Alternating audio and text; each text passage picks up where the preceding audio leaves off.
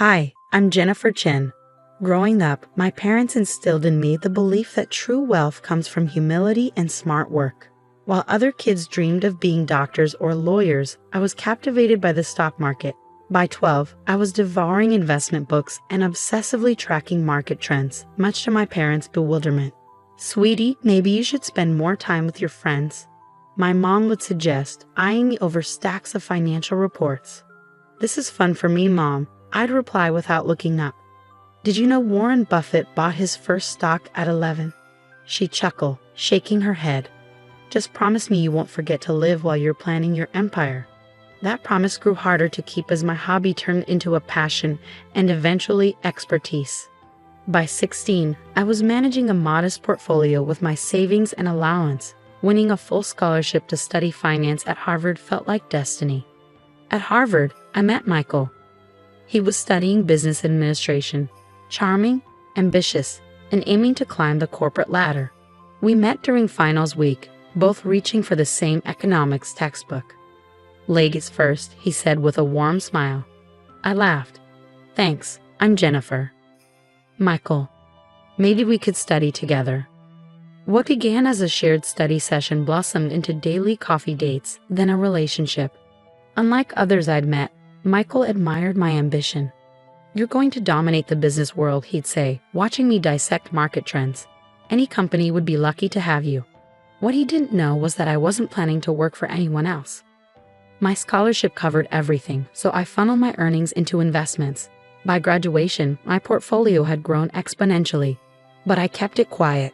I wanted success on my terms, not as the girl with the trust fund. Michael landed a prestigious job at Sterling Industries, a major tech firm in Boston, while I chose to work independently. When I declined several high-profile offers, Michael was skeptical. "Are you sure?" he asked. "These are dream opportunities." "I have my own plans," I replied with a smile. "Trust me."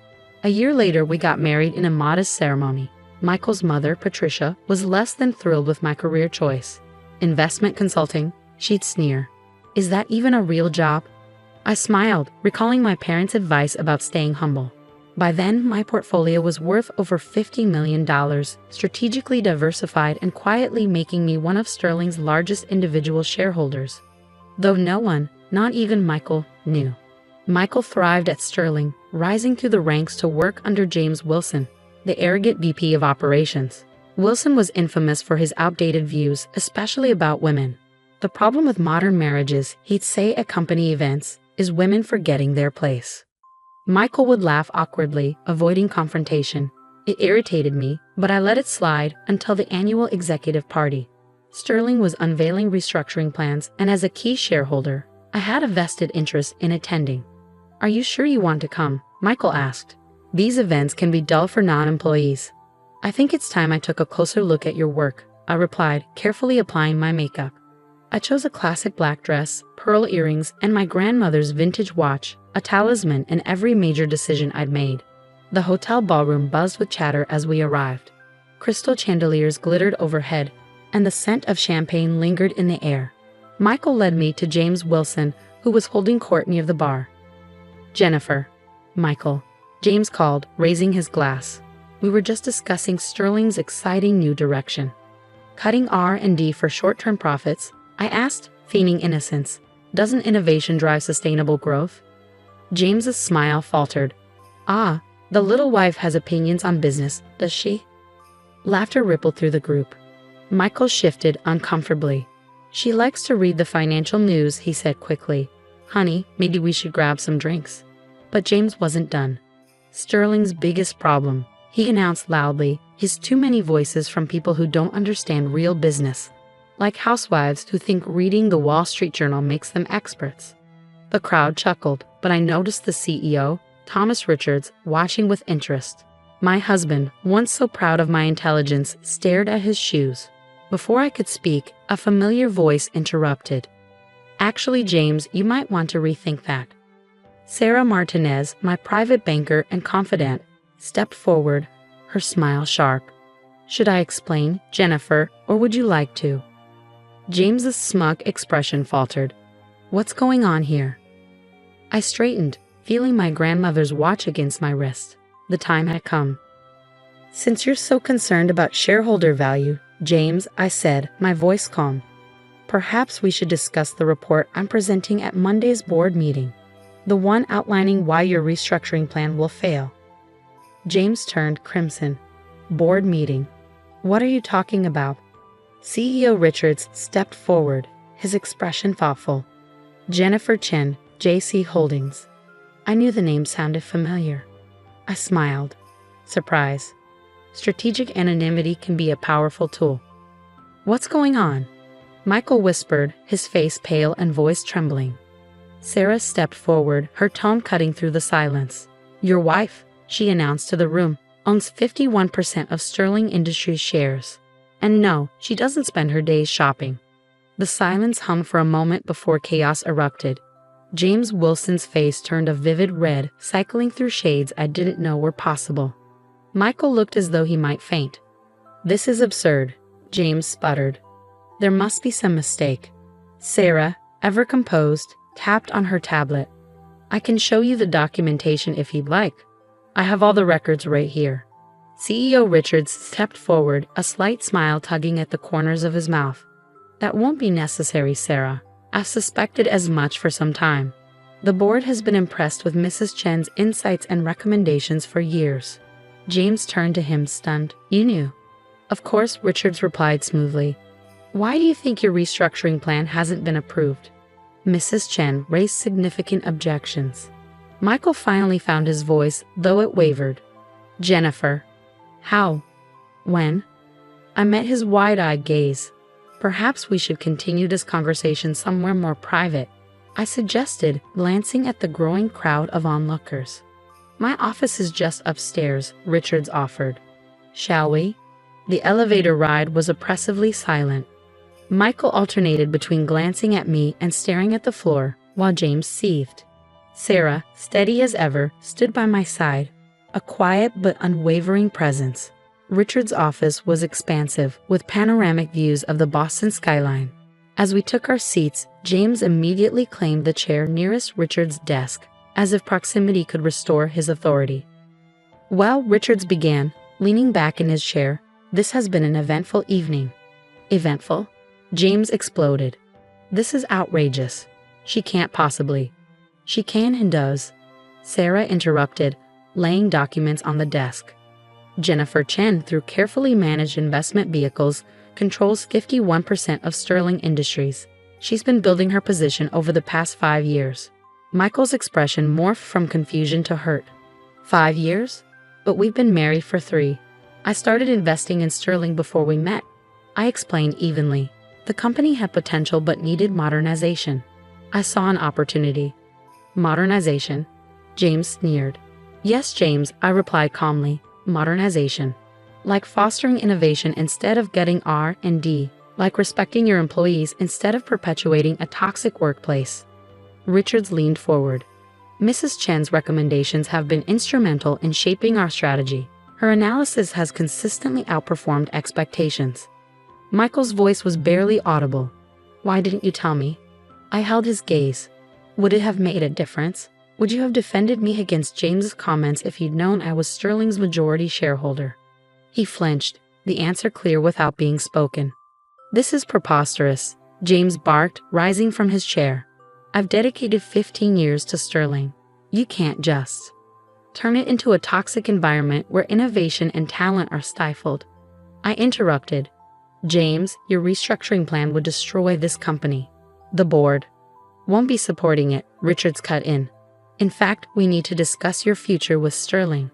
My future? James looked stricken. Yes, I said, standing to meet his glare. Your leadership is outdated, your strategies are short-sighted, and your conduct unacceptable. Sterling deserves better. You can't fire me, James shouted. You're just a majority shareholder, Sarah interjected coolly. And yes, she can. Michael remained frozen, his expression unreadable. You told me you were consulting, he murmured. You said it was small scale.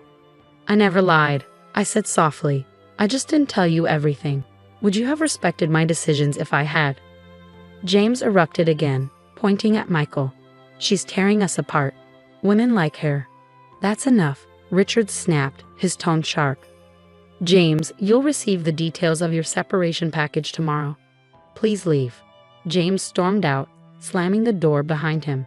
Sarah excused herself, leaving me alone with Michael and Richards. Mrs. Chen, Richards began, will you be taking a more active role in the company?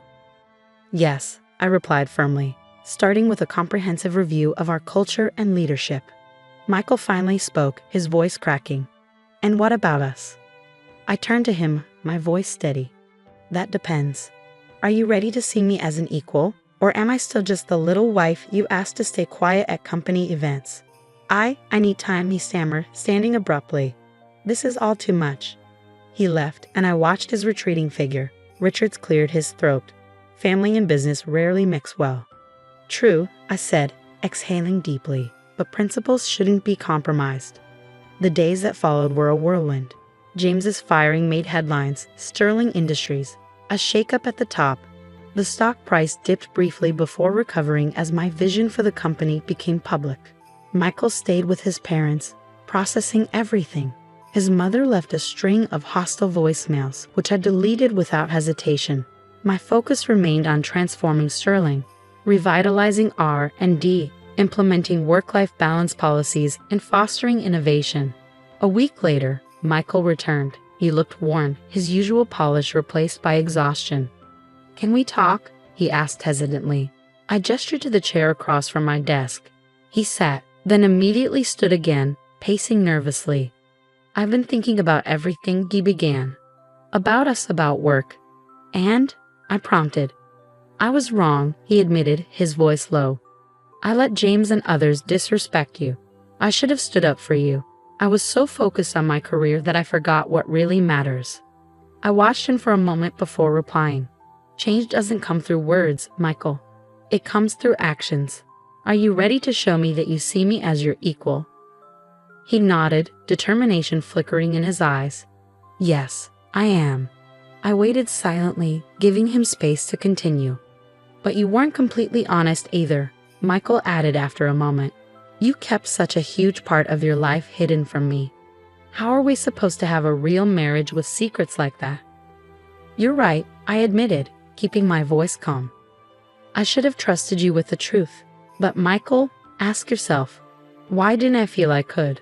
He sank into the chair, his hands running through his hair. Because I showed you I couldn't be trusted. Every time I laughed at James's jokes, every time I told you to stay quiet, I proved I cared more about office politics than supporting my wife. The next few weeks tested everything, my marriage, my resolve, and my ability to steer Sterling Industries through massive change. James Wilson hadn't gone quietly. He hired a lawyer and threatened to sue for wrongful termination, and his allies within the company whispered behind my back. She's tearing down our traditions, they muttered in the break room. This is what happens when you let emotions run a business, others sneered.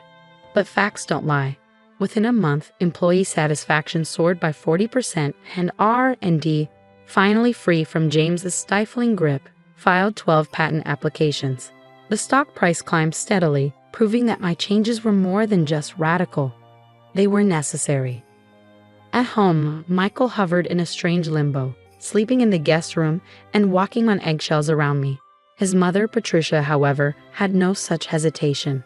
She stormed into our house one afternoon, her designer heels clicking like gunfire.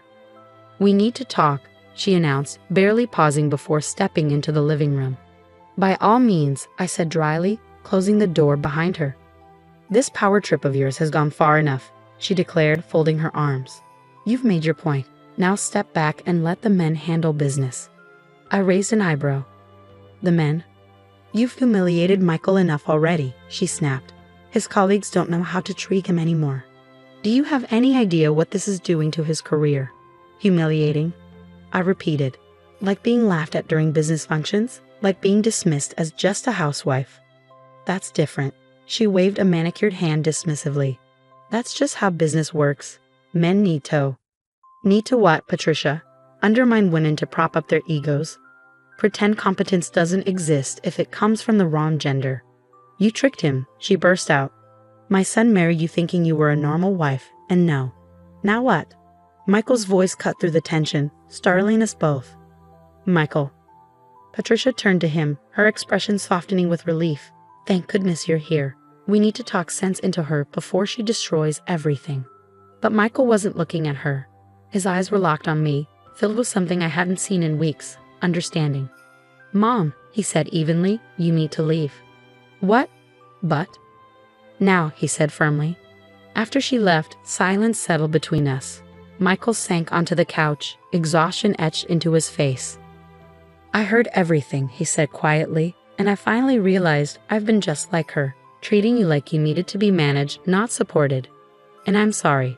I sat down beside him, keeping a cautious distance. I didn't want to outshine you, Michael. I just wanted your respect as your wife, as a partner, as a person. You have it, he said softly. I know I don't deserve your trust right now, but I want to earn it. Not because of your money or your power, but because I love you. And I want to be the partner you deserve. My phone buzzed, breaking the moment. It was Sarah. Jennifer, she said when I answered, James has withdrawn his lawsuit. Word about Sterling's latest quarterly projections has spread, and they're impressive. Send me the details, I said with a smile. And Sarah, thank you for everything. When I hung up, Michael asked, good news. James is backing down. I confirmed. It seems success really is the best revenge. Michael nodded thoughtfully. What happens now? With Sterling and with us? Sterling will keep evolving, I replied. We're rolling out a new parental leave policy and launching a mentorship program for women in tech next month. And us? He asked, his voice hesitant. I took a deep breath. That depends. Are you ready for a marriage of equals? Really ready? I'd like to try, he said, a small smile tugging at his lips. Starting with moving out of the guest room, if you're okay with that. It's killing my back. I laughed, surprising myself. We'll need couples counseling, and you'll have to stand up to your mother. Done, he said, grinning. Though maybe we should have dinner with her next week. I'd love to see her face when you explain your women's leadership initiative. For the first time in weeks, I felt real hope for our future.